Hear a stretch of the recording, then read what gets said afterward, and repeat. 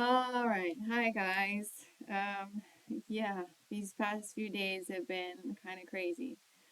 I wanted to do this video is really for those of you who've been following, those of you who've been by my side on this, and for those of you who've contributed to the GoFundMe, because I actually want to give you some specifics on what the whys are that's going on with my system and what the handlings are and how you've contributed to that and how the continued support will contribute to those handlings. What we know right now, without any doubt, is that my hormone tests, they came back like 2 weeks ago or something, um, very, very clearly indicate, I've gone through all of them and compared them to prior years as well. So I know where I'm at on my hormones. And I think women will find this very interested. So men, bear with me, but I actually want to share this information because it's very pertinent. My progesterone compared to last year has absolutely crashed. My progesterone last year was already low. So this is really ties strongly into this constant vicious cycle of me not being able to sleep, then sleeping, then not sleeping, then it's like last night I didn't sleep at all. I got like 2 hours. I just could not go to sleep. The 2 days before, same thing. Sunday, Monday, no sleep. Tuesday, slept like a rock. It's just all over the place. And my DHEA is low. My testosterone's a bit low. My cortisol is also out of whack, and really, I'm not going to get into the specifics of the Dutch test and break it down with you. I've had Dutch tests, and I've had saliva, blood, and urine tested for all my hormones. Which is brilliant because there's certain hormones you want to test with blood, certain ones are more accurate with saliva and urine. So it depends on what you're trying to test. But anyhow, but in a nutshell, um, my hormones sort of indicates that long term being on adrenal, like operating off adrenaline long term, and now hitting this phase of my life where my body is adjusting and going into perimenopause area. um, I'm not officially perimenopause. I'm still ovulating and still healthy in that way, but I'm hitting that arena.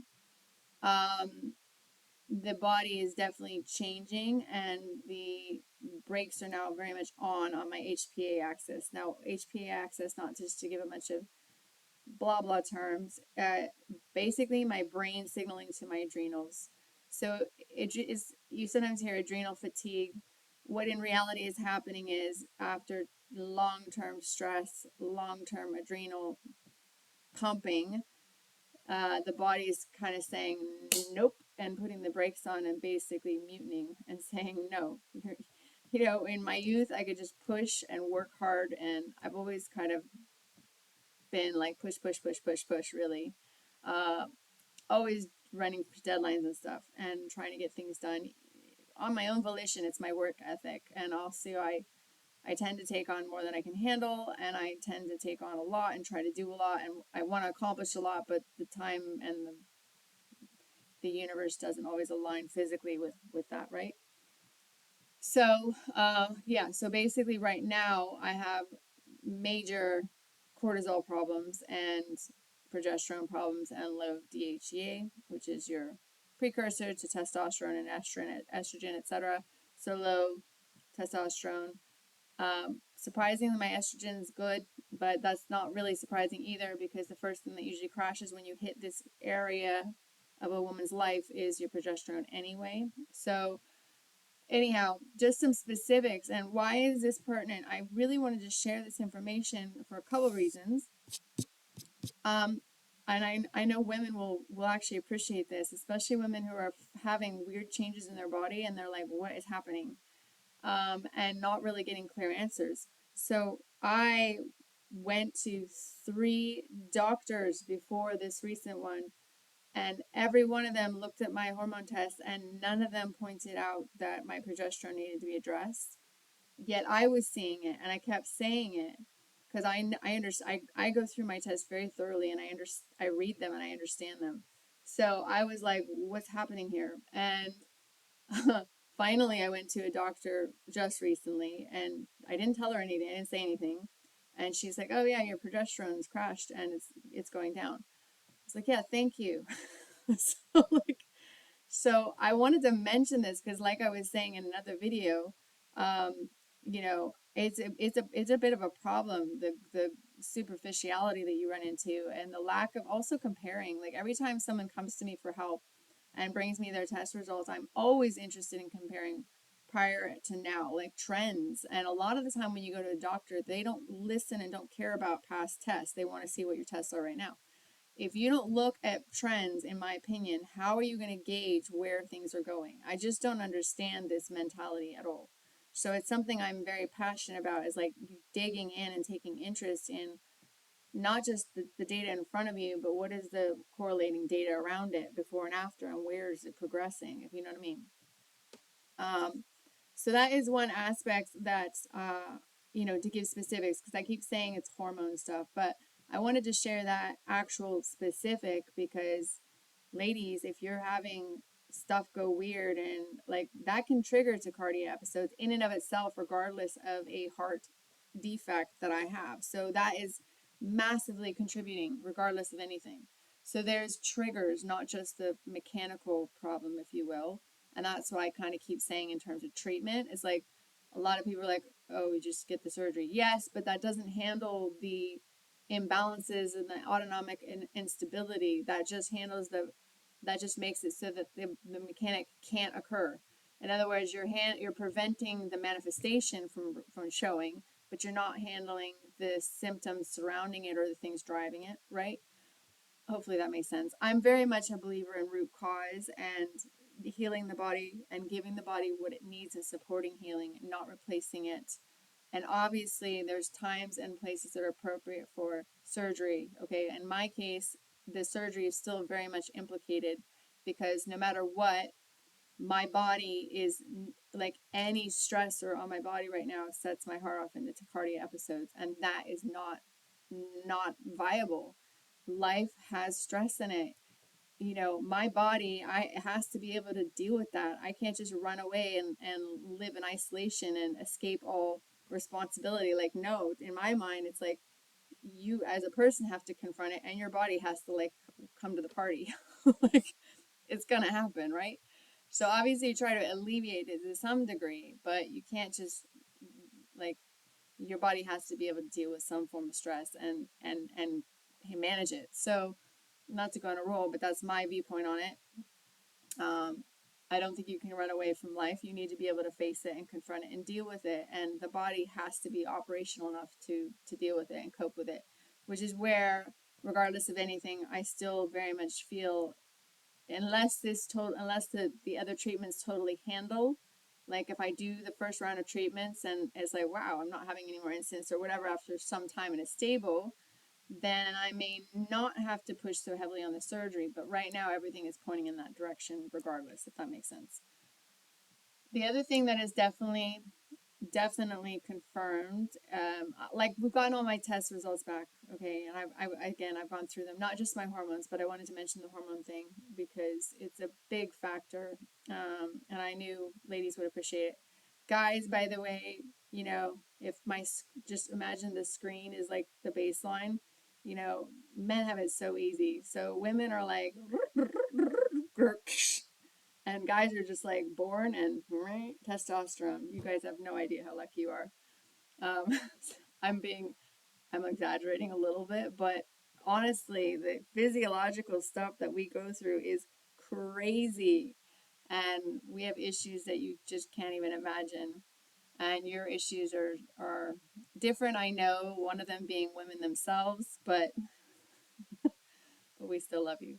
Anyhow, I knew women would appreciate that because it's something that is by and large not understood or not acknowledged and not really appreciated as to how much hormone swings and shifts and problems can massively impact your functionality and everything else. So I wanted to acknowledge that and I wanted to share that experience because if you're suspecting that and you're not getting an acknowledgement and it's not getting, you're sort of being told you're fine, no, you're not fine. It's not in your head. There's something going on, and we just have to get to the bottom of it. And then the other thing that's strongly agreed upon, coming up, confirmed, no question, is a viral factor. COVID, amongst others, viral stuff that hit me around 2021 is really adding to the mix in a big way, and causing autonomic instability. And yeah, in addition to obviously the fact that I was predisposed to this situation by being born with a problem that could be triggered. And then now these things adding up in the situation with my hormones and just long-term stress, are now just pushing it over the edge, if you will. Um, and it's interesting because, like I said, have been saying, like, it can be very challenging trying to get to the bottom of things when you're doing so much right. That makes it really hard.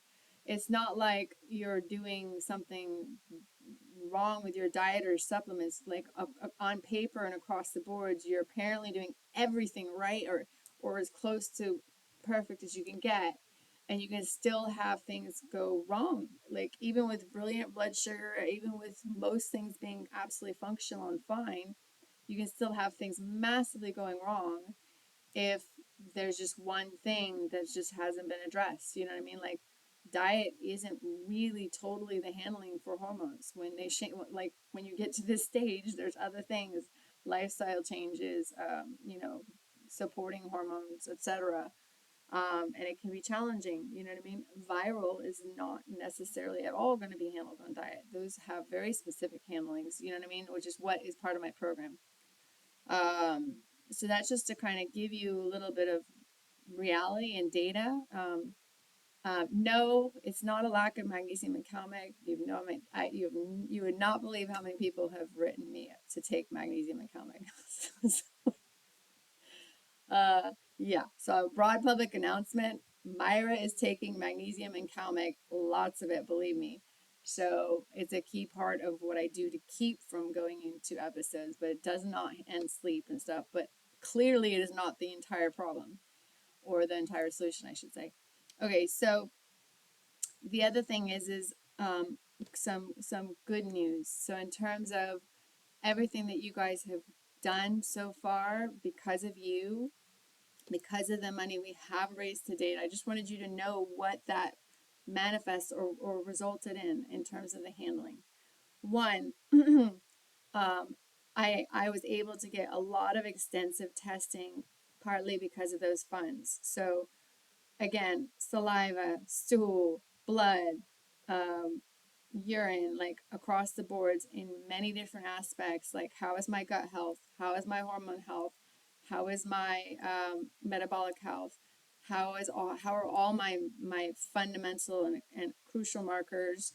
My cholesterols, my heart, my kidney function, um, many specialist things too, like how clotted or not is my blood, uh, any any specific markers for the heart, etc., etc.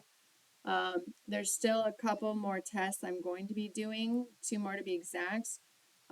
Really, in relation to the electrical signaling in my heart, is one thing we're still trying to find and book and do, just to augment and confirm and look at another view on this whole thing with my heart. Because I've seen multiple cardiologists, but we want to look a little bit into to just confirm there isn't anything specific about the electrical conductivity of my heart that we don't know about. So that's one thing that has to still be done. But the other thing is that because of you, I have been able to I've paid for, broad, big announcement, my first round of 2-week intensive therapy treatment. And this treatment is specifically going to address my autonomic nervous system, my getting oxygen into my system. Obviously, where you have low oxygen, you're going to have disease. So it's crucial to handling viral and just helping in general to just help heal my system. Okay. And it will also address viral. It will also address hormone. It's also going to be some red light therapy, some IVs and stuff. I was not able to pay for and I'm not even close yet to the funds needed to do the stem cell treatment for my heart. So that's still something that is very much, yeah, we're trying to do, but we don't have the money, we don't have the funds yet. And I was not able to pay for yet the surgery. So we've got part of the handling in place, which is great. It's going forward. I'm going, we're all set. It's happening. But the balance of the handling, if you will. And again, I don't know. I might need more than one round of this treatment. So I just want to put it in perspective in terms of reality. It's not like, wait, yay, we're all done. Um, at the same time, who knows? I could get the 2 weeks of treatment and things rebound massively. It's very possible. I don't know. So I don't want to say that couldn't happen either, right? The other thing that we are addressing with what I've got so far is the hormone factors. So that is being addressed now, between, yeah, certain handlings to help balance and try to handle my hormones carefully. Because again, when you start getting into hormone replacement therapy, you don't want to actually just outright go on a pill and take hormone replacement. For any kind of hormone, including thyroid, in context, it must be understood that every time you replace your body's hormones massively, it downregulates your brain to tell that organ to produce that hormone. And in effect, that hormone, that gland goes into retirement fully, eventually, right? Or to a large extent. So it's a tricky line to walk in terms of support and get your body's levels up to what it needs to function, but without now making things worse or making you dependent upon replacing it entirely, if you know what I'm saying. And also there are risks, um, which I won't get into with certain hormone replacements and stuff. So you just have to be aware and treat everyone individually. Okay, so that is what's happening. Uh, Bear with me if I'm a little bit like slow today. I didn't sleep last night. Um, but yeah, it's it's happening. It is taking a bit to put this ship right. I do want to give you some other news to put this in perspective. So I had massive tachycardia episodes in September before we started this GoFundMe and before we started the testing and before we started some of the supplementation and handlings I've been doing. And yes, it's been a roller coaster. Oh, and Assist as well. Assist, and I've also have been going in for counseling, as you know, meaning spiritual counseling. So that's been amazing and so helpful and invaluable. And even though things haven't stabilized out and fully turned around, I still have a ways to go to be normal.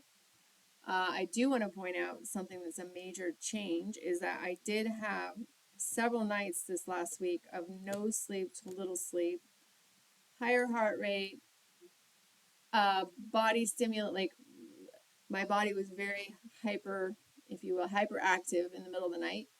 Uh, Again, illogical. I went to bed with a low, calm HRV, very beautifully low heart rate, calm, relaxed, happy, sleepy, ready to go to bed. And I woke up with a high heart rate, tachycardia, meaning palpitations, and like just weird.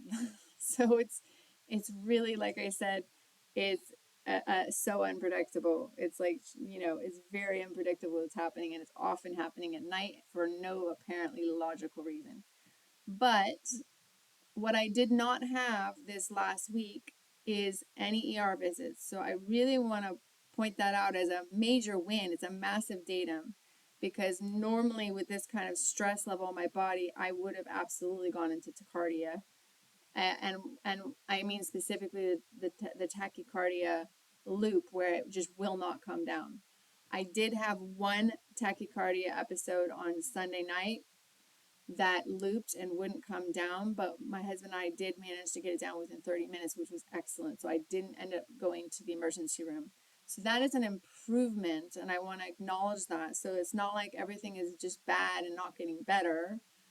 It's just so far from the ideal scene, if you know what I'm saying. But the handlings that I have actually done to date have definitely made an undeniable difference. It's just, yeah, it's an evolution, you know, it's taking some work, and I haven't done the full handling, so we can't really do part of the handling and say we're good. You know, we have to try to go until it's actually handled, if you know what I mean, and keep doing whatever we need to handle it. So there you go. Long video. Sorry.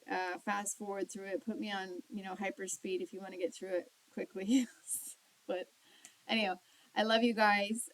Thank you for all the support. Again, I'm sharing this with the people who really are interested, and I feel you deserve to know what's going on and where your money went and what it's done to help and how it's contributing and how it is helping. And also, one other point, we are being very frugal about what we do. So I've had a lot of people ask me, why don't you do it in UK? Blah blah blah blah blah. Okay, listen, I've looked into this one way or the other on all fronts. To do the treatments that I'm doing in the US, believe it or not, would be 3 times the cost if I did it here for the specific autonomic nervous system treatments and the viral handlings and the stuff I'm talking about. And I've cross-referenced this with multiple functional medicine doctors and very respected ones.